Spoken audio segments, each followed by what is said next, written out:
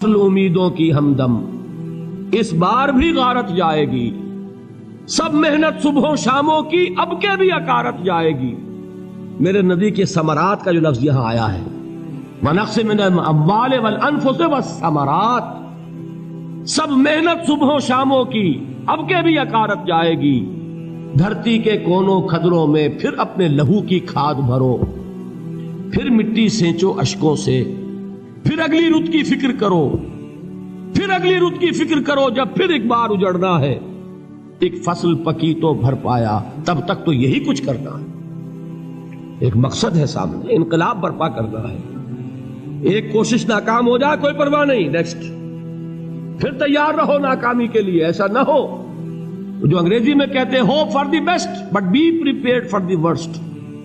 ایسا نہ ہو کہ دوسری مرتبہ ناکام ہو کے بددل ہو جاؤ، تمہاری ہمتیں جواب دے جائیں۔ نہیں، پہلے سے تیار رہو کہ دوسری مرتبہ بھی ناکامی آئے تو آئے، لیکن جب تک کہ کامیابی حاصل نہیں ہوتی ہمیں یہ کام کیے چلے جائیں۔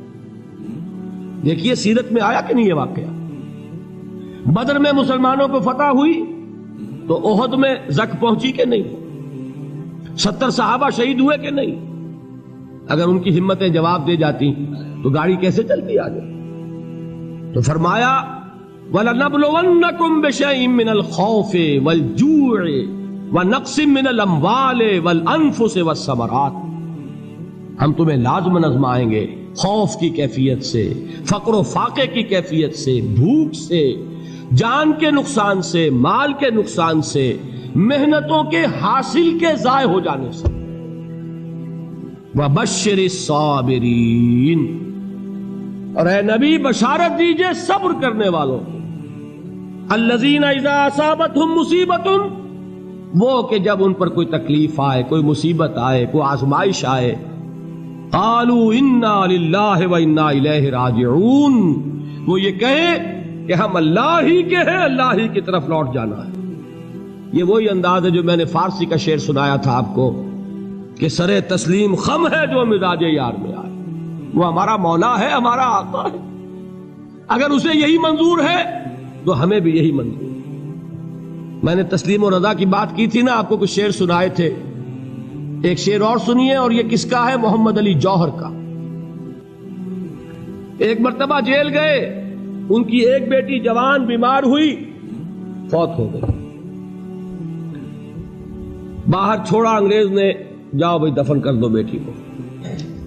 دوسری مرتبہ جیل گئے، دوسری جوان بیٹی اسی مرض میں مبتلا ہوئی۔ اب یہ جیل میں ہے، خبر پہنچی کہ دوسری بیٹی کے اوپر بھی اسی مرض کا حملہ ہوا ہے۔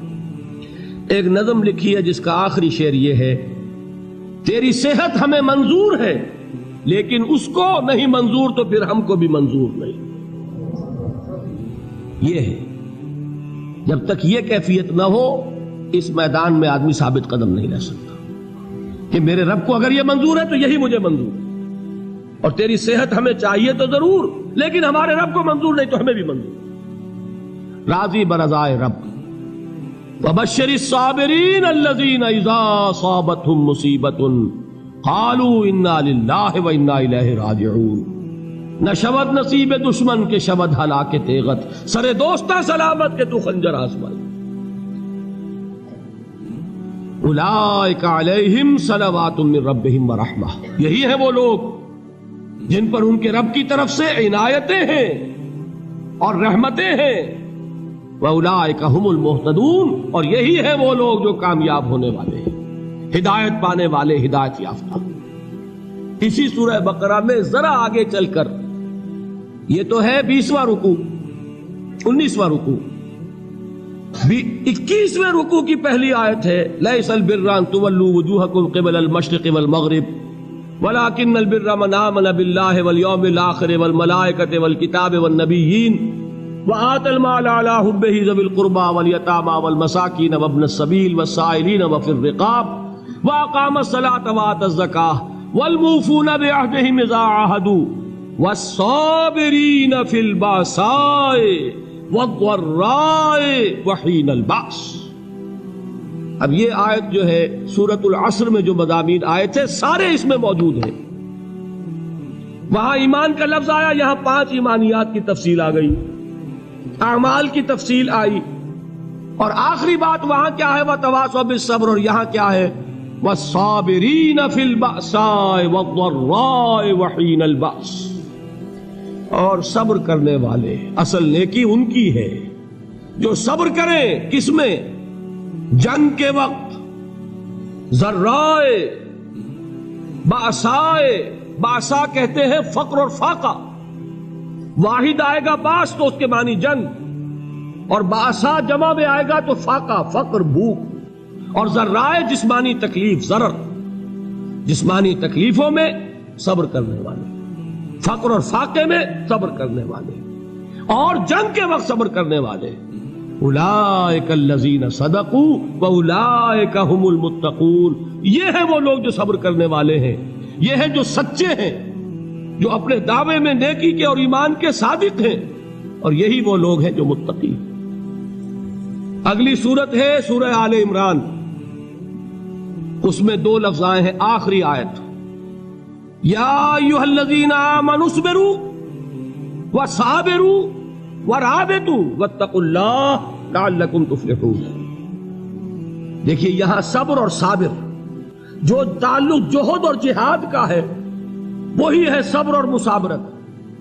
صبر ایک طرفہ عمل ہے، آپ جھیل رہے ہیں، برداشت کر رہے ہیں، صبر علی المعصیہ، صبر علی الطاعہ، صبر علی الابتلاء، یہ سب کیا ہے؟ صبر۔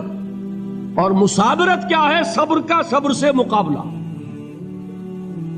یہ سورہ آل عمران، اب وقت نہیں ہے، میں آپ کو سناتا اللہ تعالیٰ نے کیسے کیسے مسلمانوں سے کہا، مسلمانوں تمہیں زک پہنچی ہے تو انہیں بھی تو پہنچی تھی، ان کے 70 نہیں مارے گئے تھے بدر میں، ان کے حوصلے جو ہیں وہ تو پست نہیں ہوئے، وہ اگلے سال آ گئے تم پر چڑھائی کر کے، تم کیوں اتنا برا مان رہے ہو؟ تمہارے دل اتنے زخمی کیوں ہو گئے؟ تمہیں تکلیف پہنچتی ہے تو انہیں بھی پہنچتی ہے۔ اپنی غیرت جو ہے ہمیں ذرا اس کا جائزہ لینا چاہیے۔ لوگ باطل نظریات کے لیے کتنی قربانیاں دے رہے ہیں، لوگ باطل چیزوں کے فروغ کے لیے کتنی محنتیں کر رہے ہیں۔ جیسا کہ میں نے ابھی کہا تھا، اسی غیرت کو چیلنج کرنے کے لیے، ذرا آپ کی حمیت دینی کو جوش دلانے کے لیے، قادیانی نوجوان کتنی تعداد میں اپنے آپ کو دین کے لیے وقف کرتا ہے، اور آپ کتنے نوجوان ہیں جو اپنے آپ کو دین کے لیے وقف کرتے ہیں، اور ہوں وہ کھاتے پیتے گھرانوں کے لوگ۔ یہ نہیں ہے کہ اگر کوئی اور کام نہیں کر سکتا تو پھر یہ ہے کہ وہ دین کے کام میں لگ جائے۔ باصلاحیت لوگ، کھاتے پیتے لوگ، ذہنی استعداد رکھنے والے لوگ، اونچے گھرانوں کے لوگ، وہ وقف کریں اپنے آپ کو دین کے لیے۔ اس کے بغیر کیسے باہر آ جائے گی، کیسے رونق آ جائے گی؟ تو دنیا میں باطل نظریات والے جو ہیں، یہ بات کہی گئی ہے، مسلمانوں تم اگر توحید کے لیے لڑ رہے ہو، دیکھتے نہیں ابو جہل کو، اس نے گردن کٹوائی ہے شرک کے لیے، شرک کے لیے گردن کٹوائے، اور تم توحید کے لیے گردن کٹوانے کو تیار نہ ہو۔ اس نے گردن کٹوائی کہ نہیں کٹوائی؟ اور کس طرح کٹوائی ہے؟ کیونکہ بڑا متکبر قسم کا، فرعون قسم کا شخص تھا، جب گردن کاٹنے لگے تو کہتا ہے ذرا نیچے سے کاٹنا، تاکہ جب تم نیزے کے اوپر چڑھاؤ میرے سر کو تو اونچا نظر آئے، معلوم ہو سردار کا سر۔ وہ بدبخت مرتے ہوئے بھی جو اس کی کیفیت تھی نا، اس کو ذہن میں رکھیے۔ تو یہ اس لوگوں نے قربانیاں دی، جانیں دی، تو فرمایا اگر تم ان سے زیادہ قربانی نہیں دو گے، یہ نوٹ کر لیجئے اس کو، مجرد اگر حق کو غالب کرنا اللہ کے ذمے ہو تو آنے واحد میں غالب کر دے گا، تمہیں تکلیف ہی دینے کی ضرورت نہیں۔ سمجھ رہے؟ کیا اللہ کے مقابلے میں کوئی باطل کی طاقت ٹھہر سکتی ہے؟ یہ تمہارے ایمان کا امتحان ہے، یہ تمہارے خلوص کی آزمائش ہے، یہ تمہارے امتحان کا ثبوت درکار ہے کہ اللہ تعالیٰ دیکھنا چاہتا ہے تم اس کے لیے اپنی جانیں قربان کرنے کو تیار ہو کہ نہیں، تم اس کے لیے تن من دھن لگانے کو تیار ہو کہ نہیں۔ اور یہ جان لو کہ اگر کفار اور مشرکین اور ملحدین اور باطل نظریات والے وہ جو کچھ قربانیاں اپنے باطل نظریات کے لیے دے رہے ہیں، ان سے زیادہ اگر تم نہیں دو گے تو حق غالب نہیں ہوگا۔ انہوں نے جو صبر کیا ہے اپنے باطل نظریات پر، اگر تم اس سے زیادہ صبر کا ثبوت نہیں دو گے اپنے اس حق پر تو حق غالب نہیں ہوگا۔ اس لیے فرمایا یا ایھا الذین آمنوا اصبروا وصابروا، نہ صرف یہ کہ صبر کرو بلکہ صبر میں اپنے دشمنوں سے آگے نکلو، ان کے صبر سے بڑھ کر صبر کرو۔ ورابطوا، مرابطہ کہتے ہیں چوکس رہنا، ہوشیار، پہرا دو، ایسا نہ ہو کہ دشمن جو ہے غفلت میں تمہارے اوپر کوئی حملہ جو ہے کر بیٹھے۔ واتقوا اللہ، اور اللہ کا تقوی اختیار کرو، لعلکم تفلحون، تاکہ تم فلاح پاؤ۔